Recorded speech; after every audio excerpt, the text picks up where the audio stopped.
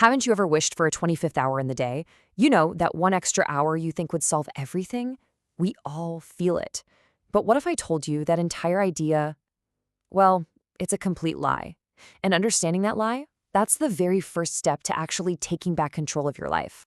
Oh man, I used to say this all the time. This was my anthem. I was totally convinced I was drowning, that the clock was my enemy. I'd tell anyone who listened that I was just too busy, and the only way out was to somehow bend the laws of physics and make the day longer. And it's a really comforting lie, isn't it? It makes you feel like a victim of your schedule, like it's not your fault. But that lie is the very thing holding you back from getting what you really want. The problem isn't the clock. It's something else, completely. My whole perspective got flipped upside down because of one simple, almost painfully obvious conversation that just completely destroyed my favorite excuse. So I was in the middle of my usual rant about being swamped, just going on, and my friend cuts right through all the noise with this one question. It seemed so innocent at the time, but it was basically the start of a brutal wake-up call. I kind of just laughed it off. I mean, come on, I'm a busy person. I don't have time to be glued to a screen all day. I figured, maybe an hour, tops. I was so sure of myself, and I was about to be proven so wrong. He just smiled and told me to check my phone's screen time settings. So I did. I opened it up, and my jaw just about hit the floor. The real number wasn't an hour. It was 5. 5 hours just gone. Poof. Scrolling, watching random videos, reading stuff I'd forget 2 seconds later. In that one moment, it hit me like a ton of bricks. It was like I was robbing my own bank account and then complaining about being broke. And that was it. That was the moment everything just clicked into place. The problem was never, ever a lack of time. It was a complete and total lack of clarity on what was actually important to me. I was just letting all the trivial junk eat up my entire life. Okay, so realizing you have a priority problem, that's step 1.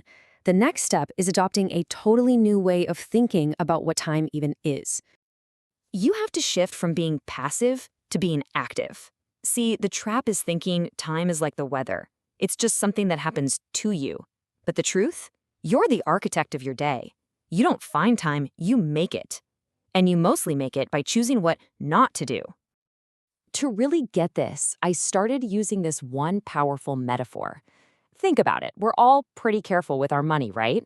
We ask if something is worth the price. Well, it's time to start being that ruthless with our time. No, seriously, ask yourself that. If your favorite app started charging you $1 for every 10 minutes you scrolled, would you still do it? My guess is probably not. So why are you paying for it with your time?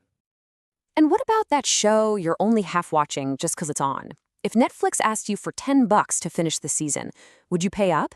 If the answer is no, you've got to ask yourself why you're spending a much more valuable currency on it. And here's why. You can always make more money.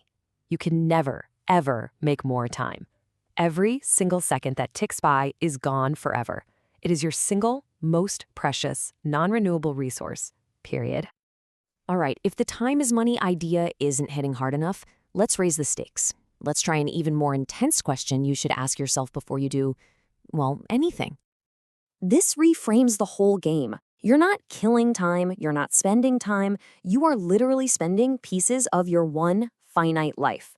Now look, I get it. We all have things we have to do. Jobs, family, all of it. This isn't about ditching your responsibilities, it's about being ruthless with the time you actually do control. So, how do you actually do this? It's a simple 3-step flip. First, you get brutally honest about what you really want. Then, and this is the absolute key, you put those things on your calendar first, like they're unbreakable, can't-miss appointments. Everything else, it has to squeeze in around the important stuff, or it just doesn't happen.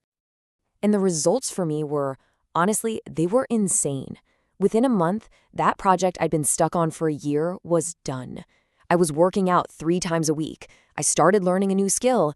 But the wildest part, I actually felt less busy. I had more free time because it wasn't being eaten alive by all the junk. See, this isn't about hustle culture or grinding yourself into the dust. It's the exact opposite. It's about surgical elimination. It's about creating space in your life by finally taking out the trash that was filling up all your hours. All right, so I've shared the mindset and the method that literally changed my life. But enough about me. Now it's your turn. Let's make this real for you with a super simple 1-week challenge. That's it. For just 7 days, track what you actually do with your time. You can use an app, a notebook, whatever. But you have to be brutally honest. No fudging the numbers. The goal here is just to get a clear, true picture of where your life is actually going. I promise you, the results will probably shock you. And this is where it all comes together. Once you have that raw data, that map of your week laid out in front of you, just look at it and ask yourself that one final question. Your answer to that is going to determine everything that happens next. Because you don't need more time. You just need to decide how you want to spend the one life you've got.